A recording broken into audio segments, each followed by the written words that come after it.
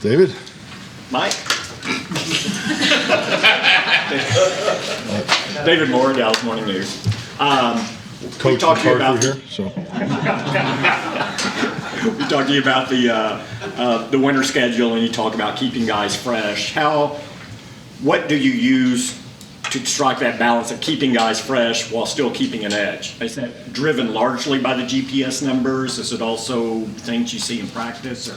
Well, I mean, I think first we need to change the term fresh. It's about finding the sweet spot of preparation. You know, I think just like everybody that's done this, you get to this time of year, obviously a lot's gone on to this year, you know, physically what the players have gone through. So, you know, these are things you talk about almost on a daily basis. So how can you continue to prepare your team to win each and every week?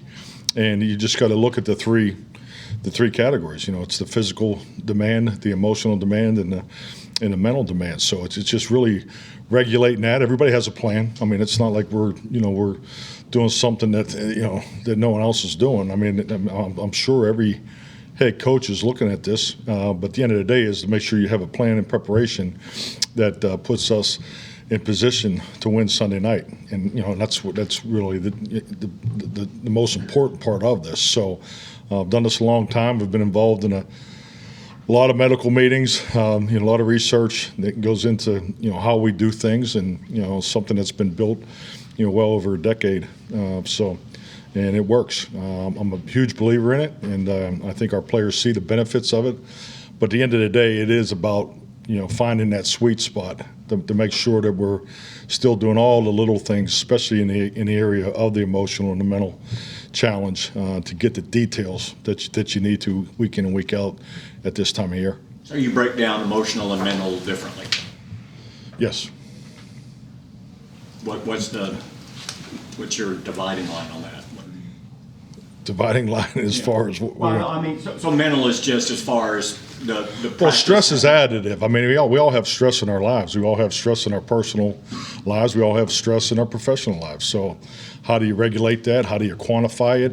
What's a better path to try to eliminate some of those factors that are involved? And everybody's different. Everybody has things that are going on in their lives away from work. You have to recognize once it used to be Thanksgiving, for God's sakes, it seems like it's Halloween now. You get into the holiday season. So when does that start? There's added components and variables to everybody's life. But at the end of the day is we're all traveling through this professional journey to win a championship. So, I can sit up and say, well, gosh darn, we're going to just stay totally focused and not pay any mind. But that's not reality. I mean, that's not how this world works, and that's not how these men live their lives. Because at the end of the day, if things aren't right and they're not given the opportunity to be energized and do the things in their personal life, well, guess what?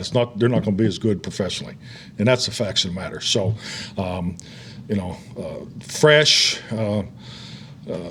soft, taken care of. That's really not the dividing factor. The dividing factor is to make sure we're doing what we need to do to continue to grow as a football team.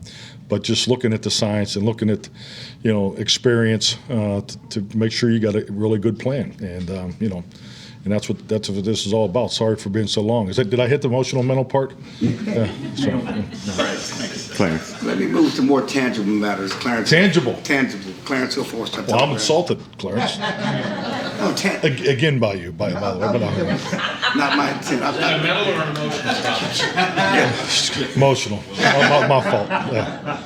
The dastardly, sensitive Irish guy. The dastardly flu bug is still around. Oh, yeah. Michael Gallup, Trayvon Diggs. Yeah. Were they back today? And did anybody else contracted? No. Yeah, those two guys will not be back. They both have something different. So, but we're working with both those guys virtually. So, and I don't have anything finalized, but we've had a couple guys a little bit under the weather. So, as of right now, no one else has been added to that list of not being able to participate in practice yet. So, Mike Todd Archer with ESPN. Do you put much into the batting average part of targets and receptions? Batting average? Yeah, like if the guy. I think all statistics are good. I used to have a statement. I'd say statistics are for losers. That didn't really go over very well, but I think statistics are identifiers. You got to look at them. So to answer your question, I think it's something you have to be cognizant of. But I just think, like it's any statistic, you have to then look at the video. I think statistics are great for categorizing video because the research and the evaluation needs to go deeper than that. So, and that point I'm making is targets are great, but what happened on those targets? What's the why? Why wasn't that target a reception? So I think that's the most important information. So with CeeDee, I think it's 104 targets and 65 catches. When you review that, how's that combination work? Well, I think you got to, it goes deeper than the why. It's because now you got individual game plans, you got matchups, you have adjustments that are going on during the game. So, that number can go, either way because of that. So that's why I think it's something you always look at weekly. It's part of the weekly evaluation because at the end of the day, our job as coaches to make sure we're creating opportunities for our players, and that's why I talk so much about ball distribution. You have to get the ball distributed on offense. I mean, if I could paint a picture of ball distribution, it would be the last 2 weeks. We've been 60 and 66 ball distribution in the last 2 weeks. I mean, that's well over 90% of our plays we're getting the ball distributed. Really, the goal is to be north of 75%. So those are the things I look at. But yeah, I think that statistic's more of a starting point. And one more on CeeDee. You talked about his development this year. Yeah. How have you guys helped that development along too as the season's gone on?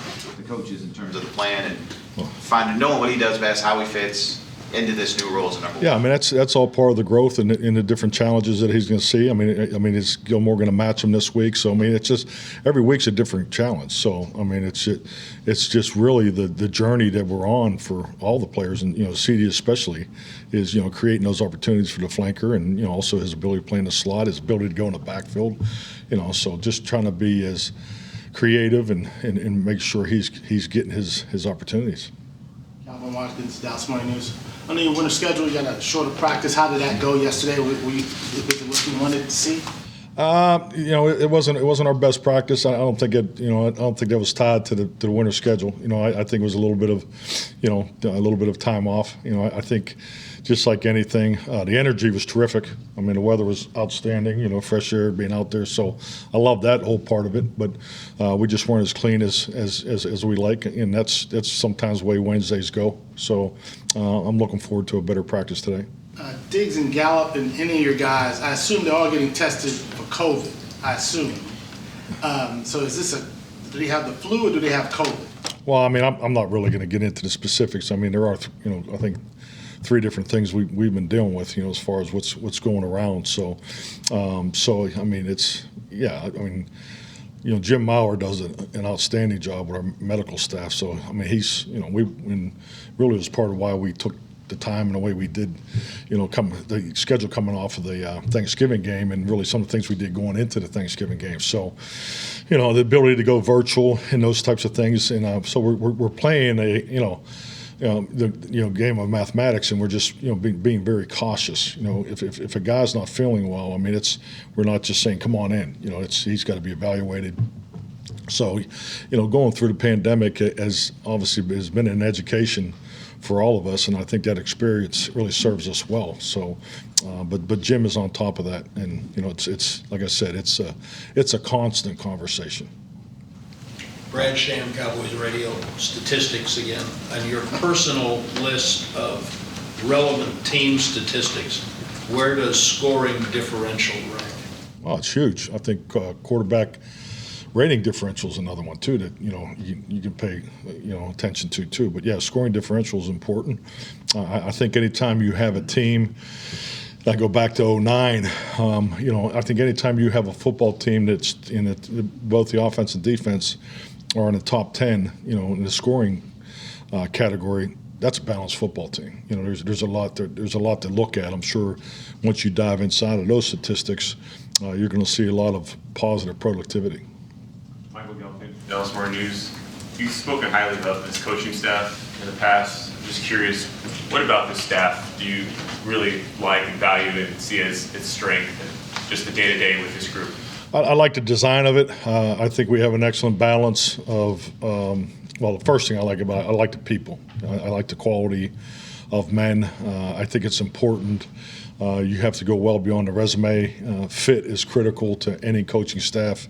I really like the personal makeup of our guys. There's no one that I go home at night I'm worried about. I mean, that's obviously part of the hiring process. I get it, but so number one, I like the people. Number two, I do like the design of it. As far as the experience, the balance of experience and youth is something I've always believed in. I've always tried to emulate almost the players roster, because I think you have to have growth and development on your coaching staff, no different than you do, with your players.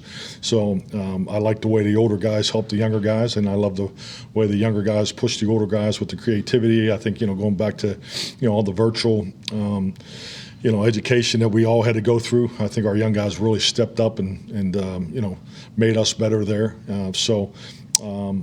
I think that's a big part of it. I like the way the cross the hall has become a permanent fixture, in our coaching staff.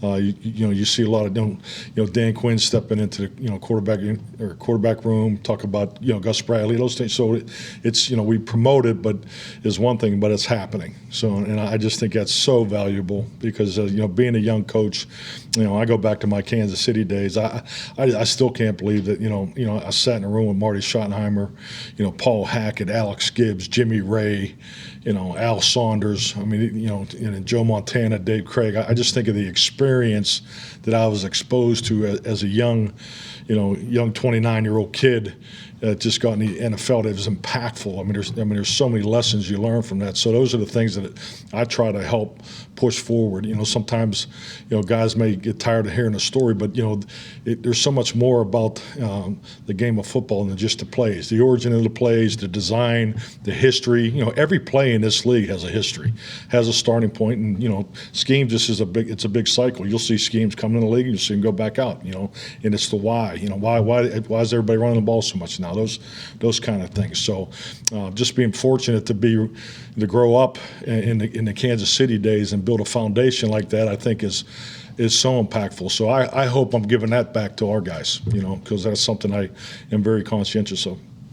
Hi, Kaylee Sutton, DallasCowboys.com. We spoke with a reporter from Indianapolis yesterday, and one of the things she told us was that with Jeff Saturday, he spent a lot of his time as head coach delegating responsibilities. Can you draw any parallels or any relation to that when you first joined the Cowboys organization as far as delegating those responsibilities in places maybe you felt someone else would be more fit?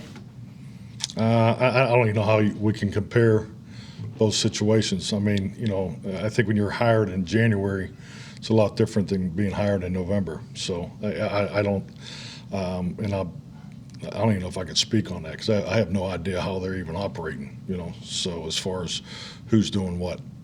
Scott? Skyler Dixon with the AP. How does it look for Anthony Barr playing Sunday?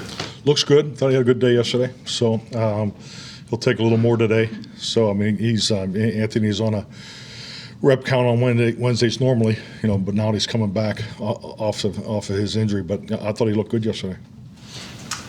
Mike and Trayvon and DeMarcus get a lot of attention, obviously, on your defense. But what have the other guys not named those three meant to that group and what they meant? We got so many playmakers. And it's just really kind of tying into the answer earlier. It's about creating opportunities.